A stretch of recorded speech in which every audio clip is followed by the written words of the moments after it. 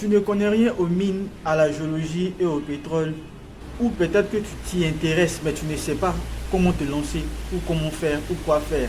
Ne cherche pas loin. Bienvenue sur Forge Extractive. Moi, c'est Vital. Et ici, je trouve les portes des mondes puissants.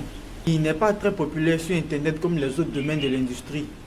Et ici, nous allons parler essentiellement des mines, de la géologie, du pétrole, de l'énergie, tout ce qui concerne l'industrie extractive. Alors, bienvenue sur Forge Extractive.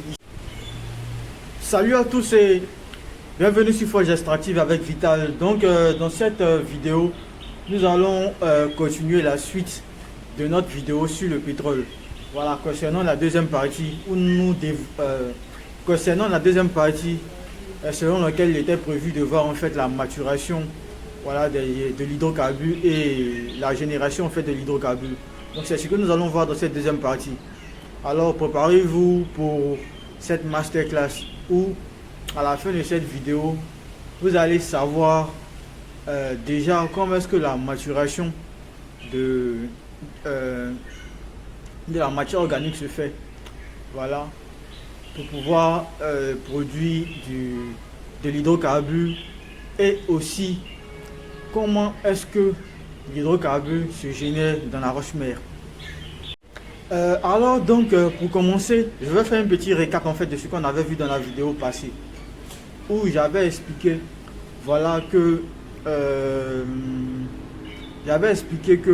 le facteur en fait qui influençait en fait la génération de l'hydrocarbure, c'était la matière organique. Voilà, donc c'est-à-dire que c'est en fonction du type de matière organique qu'on peut savoir quel type de kérogène va se former et également quel type de roche-mère on peut obtenir. Donc quel type d'hydrocarbures nous allons avoir en abondance. Voilà, j'ai aussi signifié que lorsqu'on avait une matière organique non carbonée, là on n'a pas production d'hydrocarbures, on n'a pas production de kérogène, donc on ne peut pas produire en fait du pétrole. Voilà, donc ici on va commencer par voir quels sont les types de facteurs en fait qui influencent en fait la génération du pétrole à travers en fait la matière organique. Donc ici il faut savoir que on a trois facteurs. Et les trois facteurs qu'on a, on a le gradient géothermique, l'enfouissement et puis l'âge en fait des sédiments. Voilà, le gradient géothermique, c'est-à-dire qu'il y a une température en fait qu'il faut atteindre. Voilà, il y a une température qu'il faut atteindre pour que les kérogènes puissent commencer à se former. Donc il y a exactement la profondeur qui dépend de la température qui dépend de la profondeur, voilà, que nous allons atteindre, d'où le gradient géothermique et l'enfouissement. Donc ici aussi on doit avoir une bonne quantité de matière organique capable en fait de pouvoir produire du kérogène. Donc ça veut dire si la quantité de matière organique n'est pas suffisante, on ne pourra pas avoir une transformation de cette matière organique là pour obtenir du kérogène et après le pétrole. Et aussi de l'âge des sédiments. Donc dans l'âge des sédiments ici, il y a une chose que nous savons tous, c'est que le pétrole, c'est-à-dire les hydrocarbures, mettent des millions d'années à se former. Donc du coup, l'âge ici des sédiments est très important. Voilà, c'est-à-dire c'est progressivement en fonction des enfouissements que on va avoir la formation de l'hydrocarbure. Donc ici, voici les trois facteurs en fait qui vont influencer la génération du pétrole, la génération de l'hydrocarbure à travers la matière organique. Maintenant, concernant le processus de maturation, il faut savoir que on a quatre étapes, quatre phases. Bon, nous on va parler de phases. Voilà, donc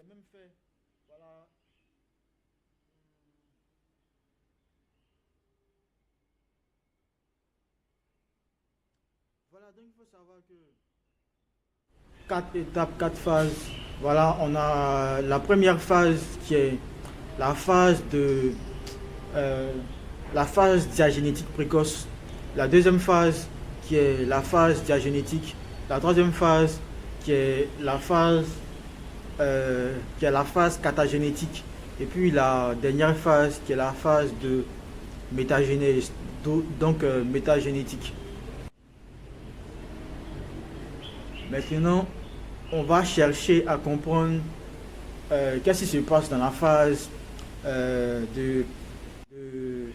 qu'est-ce qui se passe dans la phase de diagénèse précoce, qu'est-ce qui se passe dans la phase de diagénèse proprement dite, qu'est-ce qui se passe dans la phase de catagénèse, qu'est-ce qui se passe dans la phase de métagénèse. La phase de diagénèse précoce, voilà, on a d'abord les pètes d'azote. Pètes d'azote, on a formation des méthanes biogéniques. Donc, sédiments récents. Voilà, donc ça veut dire que les sédiments ne sont pas encore âgés, les sédiments sont encore récents, sont encore jeunes. Voilà, donc on aura seulement production de méthane biogénique. Donc ça veut dire qu'on aura du gaz qui va comme ça se former. Et ce gaz-là, ça sera ce qu'on appelle le gaz naturel, qui est le gaz méthane biogénique. Voilà. Maintenant, dans la phase de diagénèse, donc la phase diagénétique, ici on aura aussi la perte d'oxygène et gain de molécules d'eau, plus de dioxyde de carbone.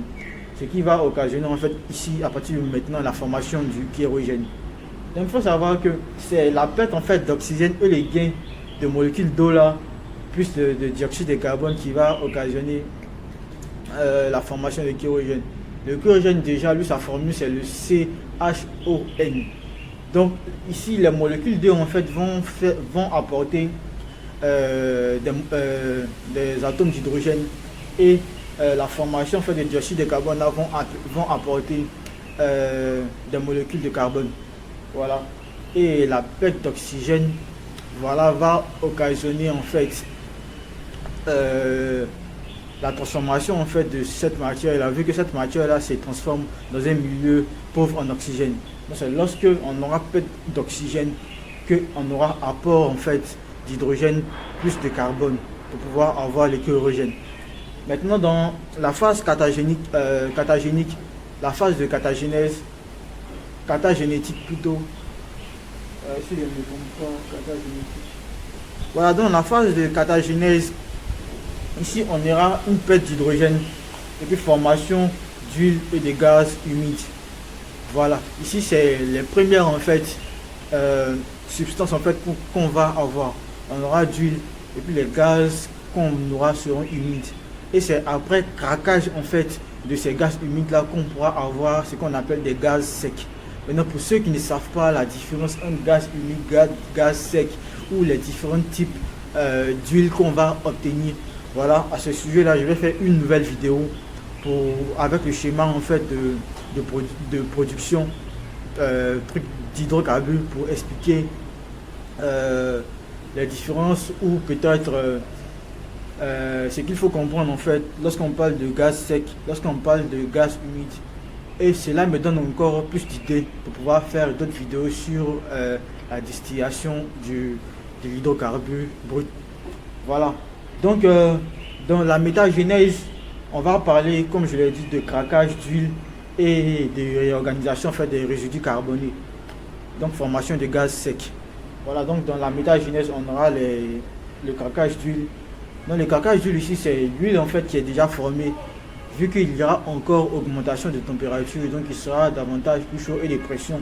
Donc c'est l'huile qui s'est formée premièrement là, va encore se craquer, va subir encore une nouvelle transformation qui va donner soit un gaz sec ou encore une réorganisation en fait des résidus carbonés. Donc ça veut dire que dans la phase de diagénèse précoce ou diagénèse, les formations en fait de kérogène, ou dans la phase de catagénèse en fait, la formation qui va se produire ne sera pas complète. Donc du coup, les différents résidus en fait de kérogène qui seront contenus en fait dans cette roche mère là vont se réactiver pour pouvoir former encore un gaz.